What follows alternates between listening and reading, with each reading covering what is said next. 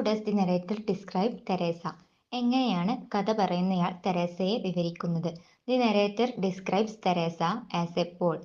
She is a tallish, powerfully build brunette with black bushy eyebrows and a large coarse face as if carved out by a Hachette.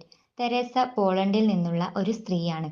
നല്ല പൊക്കമുള്ള ആരോഗ്യ ദൃഢഗാത്രയാണവർ. അവൾക്ക് ഇരുണ്ട നിറമാണ്, നിബിഡമായ കറുത്ത പുരികങ്ങൾ. അവളുടെ മുഖം കോടാലി കൊണ്ട് വെട്ടിയെടുത്ത പോലെ പരുക്കനായിരുന്നു. Second question. Whose repute is questionable? Why? ആർക്കാണ് പേരുദോഷമുള്ളത്? എന്തുകൊണ്ട്? Teresa's repute is questionable. She is a young woman from Poland living in Moscow and she lives alone. Occasionally she would give the narrator a sly smile as if inviting him to be close to her. തെരേസക്കാണ് പേരുദോഷമുള്ളത്. പോളണ്ടിൽ നിന്നുള്ള അവൾ ഒറ്റയ്ക്കാണ് മോസ്കോയിൽ താമസിക്കുന്നത്. ചിലപ്പോൾ അവൾ കഥ പറയുന്നയാൾക്ക് ഒരു പ്രത്യേകതരം ചിരി സമ്മാനിക്കുമായിരുന്നു. തന്നെ അവളോട് അടുപ്പിക്കാനാണ് അത്തരം ചിരി എന്നാണ് അയാൾ ചിന്തിച്ചത്. Third question. Why did the narrator loathe Teresa and what intensified his loathing for her? വിദ്യാർത്ഥി എന്തുകൊണ്ടാണ് തെരേസയെ വെറുത്തത്? ആ വെറുപ്പിന് ആഴം കൂട്ടിയത് എന്താണ്? The narrator loathed Teresa because she had a bestial gleam in her dark eyes and thick bass voice. She walked with a cabman gait and she was immensely muscular. Occasionally she drank and she was with bleary eyes, tousled hair, and a particularly hideous grin. His loathing was intensified when in a drunken state she greeted him and gave him her stupid laugh. അവളുടെ കറുത്ത കണ്ണിൽ ഒരു വന്യമായ തിളക്കമുണ്ടായിരുന്നു. അവളുടെ സ്വരം പുരുഷന്റേതായിരുന്നു. ഒരു ടാക്സിക്കാരനെ പോലെയായിരുന്നു അവളുടെ നടപ്പ്. ചിലപ്പോൾ അവൾ കുടിക്കുമായിരുന്നു. അപ്പോൾ അവളുടെ കണ്ണുകൾ ചുവന്നു കലങ്ങിയും അവളുടെ മുടി പാറിപ്പറന്നും ഇരിക്കുമായിരുന്നു. ആ അവസ്ഥയിൽ അവനെ കാണുമ്പോൾ അവൾ ഇളിച്ചു കാണിക്കുമായിരുന്നു. ഈ ഇളിച്ചുകാട്ടലാണ് അവന്റെ വെറുപ്പിന് ആഴം കൂട്ടിയത്. Next question. Why didn't the narrator change his quarters although he wanted to avoid meeting Teresa? എന്തുകൊണ്ടാണ് കഥ പറയുന്നയാൾ അവിടെ നിന്ന് അവന്റെ താമസം മാറ്റണമെന്ന് തോന്നിയിട്ടും മാറാത്തത്? The narrator didn't change his quarters although he wanted to avoid meeting Teresa because his little chamber was a nice one. There was much wide view from the window and it was always so quiet in the street below. അവന്റെ ചെറിയ മുറി വളരെ നല്ലതായിരുന്നു. അവന്റെ ജനലിൽ കൂടി അവന് ദൂരക്കാഴ്ചകൾ കാണാമായിരുന്നു. അവന്റെ വീടിന് താഴെയുള്ള റോഡ് എപ്പോഴും വളരെ ശാന്തമായിരുന്നു. What favour did Teresa seek from the narrator? എന്ത് സഹായമാണ് തെരേസ വിദ്യാർത്ഥിയോട് ചോദിച്ചത്? Teresa wanted the narrator to write a letter to Boles who is living in Poland. She is illiterate and so she can't write the letter herself. Boles is actually an imaginary friend of Teresa. പോളണ്ടിൽ താമസിക്കുന്ന തന്റെ കാമുകനായ ബോൾസിന് ഒരു എഴുത്ത് എഴുതാനാണ് അവൾ സഹായം അഭ്യർത്ഥിച്ചത്. നിരക്ഷര ആയതുകൊണ്ട് അവൾക്ക് എഴുതാൻ പറ്റില്ല. ശരിക്കും പറഞ്ഞാൽ ബോൾസ് അവളുടെ ഭാവനയിൽ മാത്രമുള്ള ഒരു കാമുകനാണ്. I very truly burst out laughing. Explain. ഞാൻ ചിരിച്ചു മണ്ണ് കപ്പി. വിവരിക്കുക. Teresa asked the narrator to write a letter to her friend Boles in Poland. She was dictating the letter to her and she wanted him to write, "Thou heart of gold, why hast thou not written for such a long time to thy sorrowing little dove Teresa?" Teresa was a tall, powerfully built brunette with black bushy eyebrows and a large coarse face as if carved out by a hatchet. To refer to such a woman as a little dove was something to laugh at. പോളണ്ടിലുള്ള Boles എന്ന കാമുകന് ഒരു എഴുത്ത് എഴുതി കൊടുക്കാൻ Teresa വിദ്യാർത്ഥിയോട് ആവശ്യപ്പെട്ടു. എഴുത്ത് അവൾ പറഞ്ഞു കൊടുക്കുകയായിരുന്നു. സ്വർണഹൃദയമുള്ള നീ എന്തുകൊണ്ടാണ് സങ്കടപ്പെട്ടിരിക്കുന്ന നിന്റെ കൊച്ചുപ്രാവിന് ഇത്രയും നാളായിട്ട് എഴുതാത്തത് എന്നായിരുന്നു എഴുത്തിലെ ഒരു വാചകം. ഇത്രയും പൊക്കമുള്ള, ശരീരബലമുള്ള, ഇരുണ്ട നിറമുള്ള, കുറ്റിക്കാട് പോലെ പുരികമുള്ള, പരുക്കൻ മുഖമുള്ള ഒരു സ്ത്രീ തന്നെ കൊച്ചുപ്രാവ് എന്ന് വിശേഷിപ്പിച്ചതാണ് വിദ്യാർത്ഥിയെ പൊട്ടിച്ചിരിപ്പിച്ചത്. Next question. Perhaps I can show you some service, eh? What service did Teresa offer and how did the narrator respond to the offer? ഞാൻ നിങ്ങൾക്കും എന്തെങ്കിലും സഹായം ചെയ്യാം. എന്തു സഹായമാണ് തെരേസ വാഗ്ദാനം ചെയ്തത്? എങ്ങനെയായിരുന്നു വിദ്യാർത്ഥിയുടെ പ്രതികരണം? The service Teresa offered was mending the shirts, trousers and other articles of clothing of the student. This was in return for the favor he showed her by writing the letter. He told her pretty sharply that he had no need for her services. വിദ്യാർത്ഥിയുടെ ഷർട്ടും ട്രൗസറുമൊക്കെ കീറുമ്പോൾ തുന്നിക്കൊടുക്കാം എന്നായിരുന്നു അവളുടെ വാഗ്ദാനം. അത്തരം സഹായത്തിന്റെ ആവശ്യം അവനില്ല എന്നായിരുന്നു ദേഷ്യത്തോടെ അവന്റെ മറുപടി. Next question. Why did Teresa want the narrator to write the second letter? എന്തുകൊണ്ടാണ് തെരേസ രണ്ടാമത് ഒരു എഴുത്ത് എഴുതാൻ വിദ്യാർത്ഥിയോട് ആവശ്യപ്പെട്ടത്? Teresa wanted the narrator to write the second letter because she wanted to get a reply to the letter she wrote earlier. By reading such a reply, she would feel happy to think that there is someone to help, love and cherish her. ബോൾസിന് താൻ നേരത്തെ അയച്ച കത്തിന്റെ മറുപടിയായി balls തെരേസയ്ക്ക് അയക്കുന്നതാണ് രണ്ടാമത്തെ കത്ത്. അത്തരം ഒരു മറുപടി വായിച്ച് കേൾക്കുമ്പോൾ അവളെ സ്നേഹിക്കാനും ഓർക്കാനും അങ്ങ് ദൂരെയാണെങ്കിലും ഒരാൾ ഉണ്ടല്ലോ എന്നോർത്ത് അവൾക്ക് സന്തോഷിക്കാം. Next question. Why was the narrator surprised when Teresa asked him to write the second letter? രണ്ടാമത്തെ എഴുത്ത് എഴുതാൻ ആവശ്യപ്പെട്ടപ്പോൾ എന്തുകൊണ്ടാണ് വിദ്യാർത്ഥി അത്ഭുതപ്പെട്ടത്? He was surprised because Teresa asked him to write the second letter as if her young lover was writing a reply to her letter. He knew there was no balls and he was simply a man in the imagination of Teresa.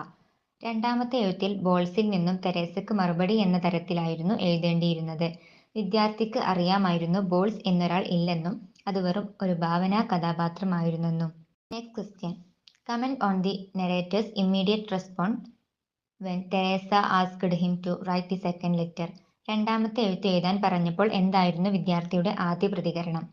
The narrator was surprised because Teresa asked him to write the second letter as if a young lover is writing to his sweetheart, just like here Teresa. Her face looked troubled and her fingers were trembling, and he knew there were no balls and Teresa. He thought she was coming to him to cultivate some kind of friendship with him, so he asked her to go away. രണ്ടാമത്തെ എഴുത്തിൽ balls Teresa എന്ന കാമുകിക്ക് എഴുതുന്നതായിട്ടാണ് എഴുതേണ്ടിയിരുന്നത്. തെരേസയുടെ മുഖത്ത് പ്രയാസമുണ്ടായിരുന്നു. അവളുടെ കൈകൾ വിറക്കുന്നുണ്ടായിരുന്നു. അതിൽ നിന്നെല്ലാം വിദ്യാർത്ഥിക്ക് മനസ്സിലായി ബോൾസ് എന്നൊരാൾ ഇല്ല എന്ന്. തന്നോട് കൂട്ടുകൂടാനാണ് നുണകളും പറഞ്ഞ് തെരേസ വരുന്നതെന്നായിരുന്നു വിദ്യാർത്ഥിയുടെ വിചാരം. Next question.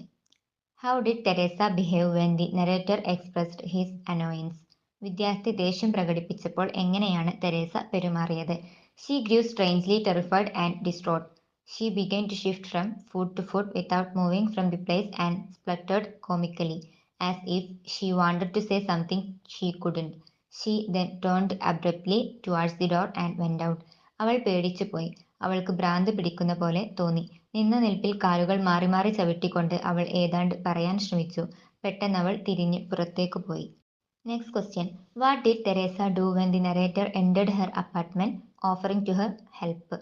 വിദ്യാർത്ഥി സഹായിക്കാനായി അവളുടെ മുറിയിൽ ചെന്നപ്പോൾ തെരേസ എന്തു ചെയ്തു? When the narrator entered her apartment, she was sitting at the table, leaning on her elbows, with her head in her hands. She leaped from her seat and went towards him and laid her hands on his shoulders and started talking to him, telling him there was no balls or Teresa. അവളുടെ മുറിയിലേക്ക് വിദ്യാർത്ഥി വന്നപ്പോൾ മേശക്കരികിൽ തലക്ക് കൈയും വെച്ച് ഇരിക്കുകയായിരുന്നു അവൾ. അവനെ കണ്ടപ്പോൾ അവൾ ചാടി എഴുന്നേറ്റ് അവന്റെ തോളത്ത് കൈവച്ചുകൊണ്ട് പറഞ്ഞു, ബോൾസ് എന്നൊരാൾ ഇല്ലെന്നും അവന് ഒരു കാമുകി ഇല്ലെന്നും. Next question. Why was the writer flabbergasted? എന്തുകൊണ്ടാണ് എഴുത്തുകാരൻ അത്ഭുതസ്തബ്ധനായത്? Because she confessed there was no balls. In fact, she was writing the letter to an imaginary friend. She would feel happy just to hear somebody reading the letter to her. It makes her feel that she too has somebody to love her. Balls എന്നൊരാൾ ഇല്ല എന്ന് കേട്ടപ്പോൾ അയാൾ അത്ഭുതസ്തബ്ധനായി. Teresa ഒരു ഭാവനാ കാമുകനാണ് ഇതുവരെ എഴുതിയത്. ആ എഴുത്ത് വായിച്ച് കേൾക്കുമ്പോൾ തന്നെയും സ്നേഹിക്കാൻ ആളുണ്ടല്ലോ എന്ന് വിചാരിച്ച് അവൾ സന്തോഷിക്കും എന്ന അറിവ് അയാളെ അതിശയപ്പെടുത്തി. Question. Why did the narrator feel ashamed? എന്തുകൊണ്ടാണ് വിദ്യാർത്ഥിക്ക് നാണക്കേട് തോന്നിയത്? The narrator felt ashamed because he had failed to understand the woman living next door. He thought she was a woman of bad reputation, and when she smiled, she was trying to entice him to friendship. He didn't know the pain of a woman who had nobody to love her. തന്റെ തൊട്ട് അയൽപക്കത്ത് താമസിക്കുന്ന സ്ത്രീയെ മനസ്സിലാക്കാൻ പറ്റിയില്ലല്ലോ എന്നോർത്താണ് അയാൾക്ക് നാണക്കേട് തോന്നിയത്. അവന്റെ വിചാരം അവൾ പേരുദോഷമുള്ള ഒരു സ്ത്രീയാണെന്നും അവനെ അവൾ വശീകരിക്കാൻ ശ്രമിക്കുകയാണ് എന്നുമാണ്. സ്നേഹിക്കാൻ ഒരാളില്ലാത്ത ആ സ്ത്രീയുടെ വേദന മനസ്സിലാക്കാൻ അവന് കഴിഞ്ഞില്ല. How did Teresa and the narrator help each other? തെരേസയും വിദ്യാർത്ഥിയും എങ്ങനെയാണ് പരസ്പരം സഹായിച്ചത്? The narrator helped Teresa by writing letters regularly twice a week. One letter to Bowles and an answer from Bowles to Teresa. She, in return, mended the holes he had in his socks, shirts and other articles of clothing. വിദ്യാർത്ഥി ഒരാഴ്ചയിൽ ഈ 2 എഴുത്തുകൾ എഴുതി. ഒന്ന് ബോൾസിനും മറ്റൊന്ന് ബോൾസിന്റെ മറുപടിയായി തെരേസയ്ക്കും. നന്ദി സൂചകമായി അവന്റെ കീറിയ സോക്സും ഷർട്ടും ഒക്കെ തെരേസ തുന്നിക്കൊടുത്തു. Next question. What happen to Teresa at the end? തെരേസയ്ക്ക് അവസാനം എന്തുപറ്റി? She was put in the prison by the authorities for committing some crime. The narrator doesn't know what her offense was. He thinks she is dead by the time he began narrating the story. എന്തോ ഒരു കുറ്റം ചുമത്തി അധികാരികൾ അവളെ ജയിലിലടച്ചു. വിദ്യാർത്ഥിക്ക് അറിയില്ല അവൾ ചെയ്ത കുറ്റം എന്താണെന്ന്. അവൾ മരിച്ചു പോയി കാണും എന്ന് അവൻ ചിന്തിക്കുന്നു. Next question. It is all as old as the hills, so old that it is a shame to speak of it. Explain. കുന്നുകളോളം പഴക്കമുള്ളതാണത്, അതേപറ്റി പറയുന്നത് തന്നെ നാണക്കേടാണ്. വിശദീകരിക്കുക. The poor people are marginalized although they have the same bones, flesh, blood and nerves as ourselves. We listen to all the sermons about loving the poor and marginalized the fallen people. The writer feels we are the fallen people, fallen into the abyss of self-sufficiency and our own superiority. The story of the neglect of the poor is as old as the hills and it would be a shame to speak of it again. പാവപ്പെട്ടവരെ സമൂഹം പാർശ്വവൽക്കരിക്കുന്നു. നമ്മളെപ്പോലെ തന്നെ മജ്ജയും മാംസവും ചോരയും നീരും ഉള്ളവരാണ് അവർ എന്ന കാര്യം നമ്മൾ മറന്നുപോകുന്നു. സാധുക്കളെയും പാർശ്വവൽക്കരിക്കപ്പെട്ടവരെയും പേരുദോഷമുള്ളവരെയും സ്നേഹിക്കണം എന്ന പള്ളി പ്രസംഗങ്ങൾ നാം ധാരാളം കേൾക്കാറുണ്ട്. എഴുത്തുകാരന്റെ അഭിപ്രായത്തിൽ നമ്മളാണ് വീണുപോയ മനുഷ്യൻ.